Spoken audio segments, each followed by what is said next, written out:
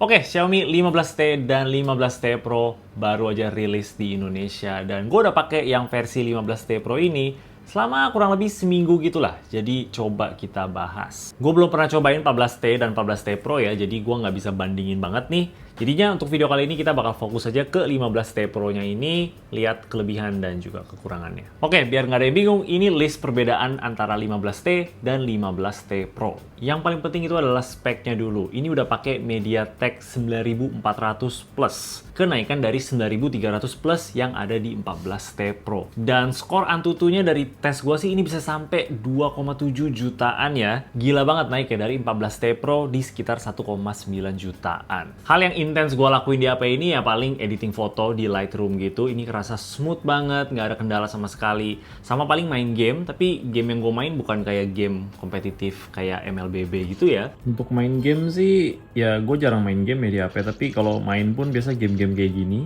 Dulu gue suka main Archero 1, ini yang Archero kedua dengan grafik yang jauh lebih bagus menurut gue.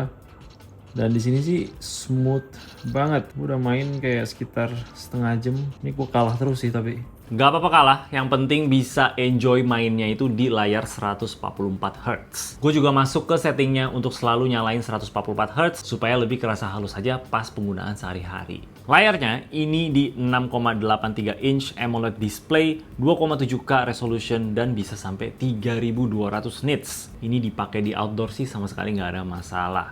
Bezelnya juga slim banget dan seimbang di semua sisi ya, jadi enak dilihat. Menurut gue sih ini yang bikin seri T ini somehow kerasa kayak flagship. Baterainya ini juga improvement dari 14T Pro yang dulu di 5000 mAh, sekarang itu di 5500 mAh. Nah, dari tes gue sih ini bisa seharian ya, tapi perlu diingat aja kalau gue nggak masukin SIM card di dalam ya selama semingguan ini. Dan udah jelas itu bakal improve banget baterainya karena sekarang HP-nya nggak perlu susah-susah cari sinyal kan ya. Tapi gue bener-bener mencoba keras banget untuk habis ini baterai dalam sehari. Gue nonton YouTube berjam-jam, gue benchmark Antutu sampai beberapa kali, rekam video, foto-foto, tapi sejauh ini baterainya itu masih tahan sampai malam. Ini di jam 12 malam, sisanya itu sekitar 30%. Tapi gue baru mulai ngetesnya itu dari jam 1 siang ya, bukan dari pagi. Hypercharge-nya di sini masih ada, tinggal pakai power brick bawahnya aja yang udah di 90 watt, dan khusus yang varian Pro ini juga udah support wireless charging up to 50 watt. Jadi mantep banget.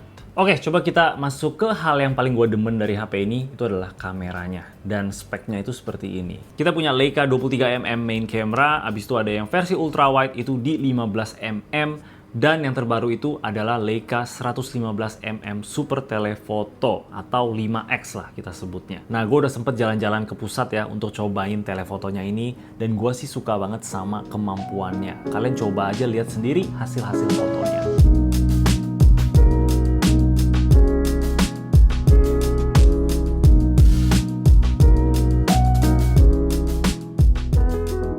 Ambil fotonya itu kebanyakan RAW di 50 megapiksel. Dan fun fact, kalau fotonya itu RAW, watermark Leica di bawahnya itu nggak ada ya. Jadi yang kita bisa lakuin ya, ini fun fact aja, kita bisa masuk ke galeri untuk edit, tambahin watermark Leica-nya itu. Habis itu kita save. Nah, setelah kita save, itu bakal ke export foto baru sebagai JPEG. Jadinya ya kita punya dua, yang RAW satu tanpa watermark, satu lagi yang JPEG dengan watermarknya. Jadi cara gua ngedit foto RAW tapi tetap ada watermarknya itu ya tinggal gua tumpuk aja dua fotonya. Ini foto RAW-nya di depan, foto JPEG di belakang, dengan watermarknya itu di bawah, kayak gitu. Nah, kalau kalian pengen explore lagi kemampuan kameranya ini ya, gue rekomen banget untuk fotonya itu di RAW. Tapi gue tahu banyak orang pengen cuman asal jepret aja ya, nggak pengen harus ngedit lah, itu gimana-gimana gitu. Dan buat gue, hasil SOOC-nya di sini juga udah enak banget gitu. Warnanya itu punchy dan bold. Terkadang mungkin bisa terlalu saturated sih ya, apalagi di warna-warna yang kayak warna merah gitu. Tapi overall sih tetap enak aja dilihat. Ada beberapa filter juga yang udah built-in, dan gue sih sebenarnya nggak terlalu pakai banget, kecuali Leica BW High Contrast ini. Ini beneran bagus banget. Dulu gue sempet bawa Xiaomi 15 Ultra ke Singapura ya, dan gue foto banyak banget pakai filter ini. Beneran sebagus itu.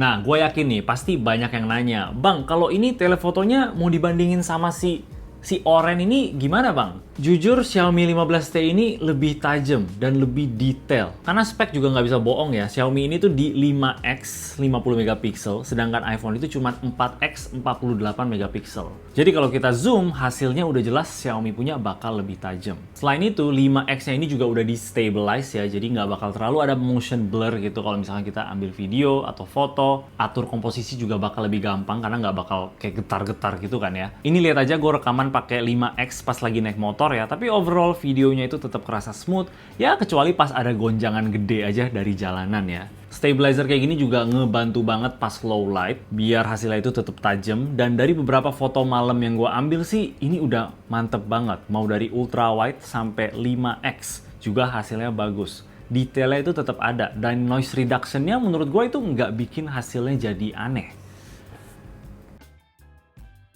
Nah, untuk kamera depannya, gue sih jarang ambil selfie ya, tapi ya di sini juga cukup bagus sih menurut gue. Selama fotonya itu banyak cahaya dan juga nggak backlight, menurut gue hasilnya bakal mantep. Kalau selfie di low light, baru kelihatan fotonya itu terlalu diproses gitu. Kayak noise reduction-nya juga terlalu kebanyakan, sampai detailnya itu jadi hilang. Jadi ya, balik lagi kalau mau selfie ya di tempat terang aja. Nah, untuk videonya, gue ada coba untuk vlogging mini lah sama HP ini ya, dan kayak ginilah hasilnya.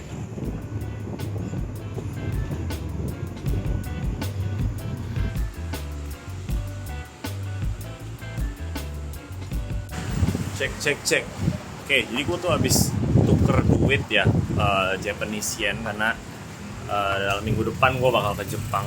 Tapi gue tukarnya itu bukan rupiah, gue tukernya itu dari Chinese yen ke Jepang, dan mereka harus tuker ke rupiahin dulu, habis itu baru rupiahnya tuker lagi ke Jepang.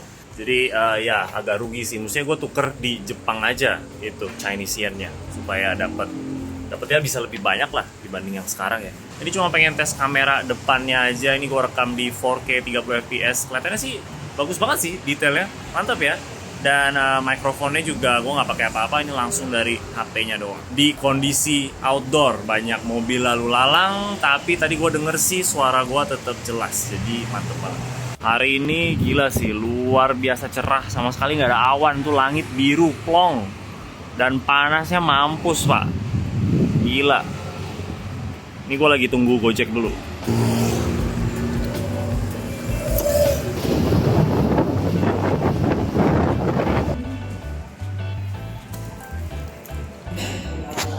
Porsinya gede juga ya. Gue udah lama banget nih nggak makan di luar. Ini kebetulan aja. Oke, gue lagi tes aja ya. Ini shoot pakai lock profile mode profesional ya. Semuanya manual kecuali autofokusnya. Di kondisi lighting yang terkontrol, ada lampu di sini. Terus kali ini gue pakai mikrofon aja karena HP-nya agak sedikit jauh. Ini untuk kasih lihat aja potensinya dalam video ya. Kalau misalkan kalian pengen lebih pengen utak-atik gitu, color grading lah atau apalah, ya hasilnya itu bisa seperti ini. Banyak yang kita bisa lakuin di edit tab ini ya. Salah satu yang gue suka sih ya AI. Udah jelas kayak misalkan kita bisa sesimpel ilangin orang nih, remove people, dia bisa auto pilih. Gue penasaran ini kalau dihilangin motornya gimana ya, cuman sendiri, coba deh. Oke, jadi kayak pemotor pembalap gitu. Tapi udah jelas kita juga bisa pilihnya itu manual, tinggal pilih yang tab manual, terus ya hapus aja ini orang. Boom. Biasanya sih yang susah itu kalau misalkan fotonya tuh kayak gini, ada banyak sesuatu gitu di backgroundnya. Tapi kita coba cek aja ini bisa atau enggak ya. Start. Pengen coba hal lain kayak ganti langit ya. Ini satu foto yang gua ambil pas di Bundaran HI dan langitnya agak sedikit membosankan. Jadi coba kita ganti aja ya. Sky. Coba crimson. Ini intensitasnya kita bisa naikin turunin ya. Jadi kalau terlalu lebay, gila ini kalau kayak gini kayak asli banget weh. Lihat deh. Kalau sampai maksimum gini ya kelihatan lah ya, kayak Pak ini diedit banget ya. Tapi kalau kita turunin kayak asli, fantasi.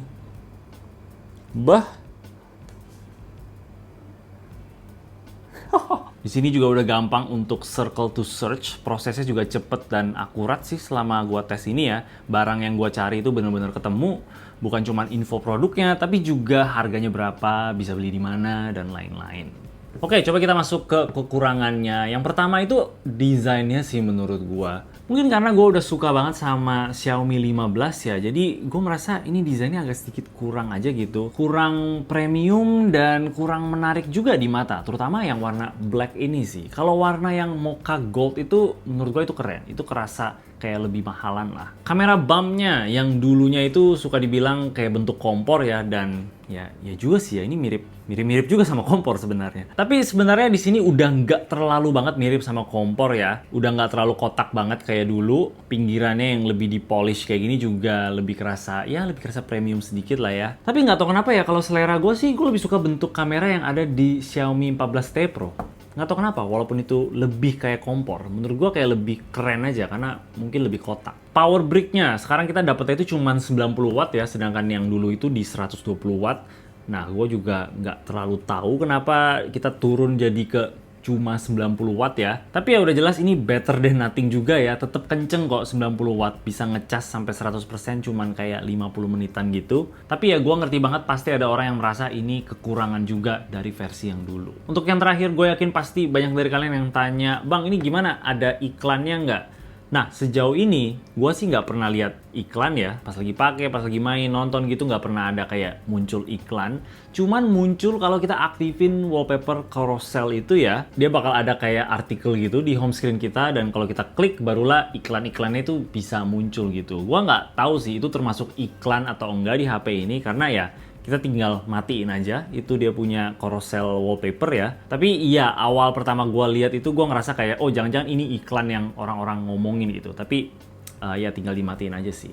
Yang terakhir itu adalah harganya. Yang 15T itu mulai dari 6.999 dan yang 15T Pro ini mulai dari 9.999.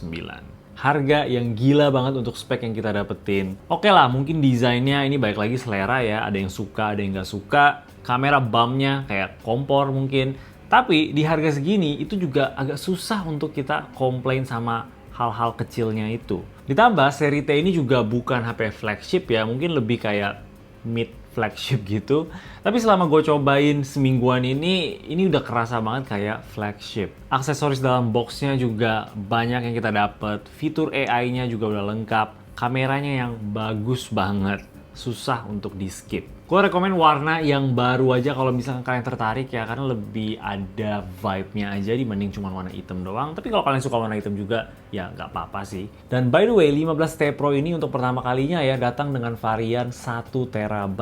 Jadi cocok untuk kita-kita yang pakai HP-nya itu lama banget. Kameranya cakep untuk ambil foto dan hasil fotonya kita bisa simpen sampai bertahun-tahun. Gua sangat-sangat rekomen. Yang tertarik HP-nya, coba cek di deskripsi di bawah. Kalian bisa juga join jadi channel member untuk dapetin badge yang menarik. Nama kalian bakal ada di akhir video. Dan prioritas komen terutama di live react setup. Jangan lupa juga kalau kalian belum punya deskmat untuk di meja, boleh banget cek Deskmat Setup Tour. Itu salah satu cara untuk support gua sebagai kreator. Itu aja dari gua. Kalau kalian suka sama video ini boleh kasih like dan juga subscribe. Thank you udah nonton. Bye-bye.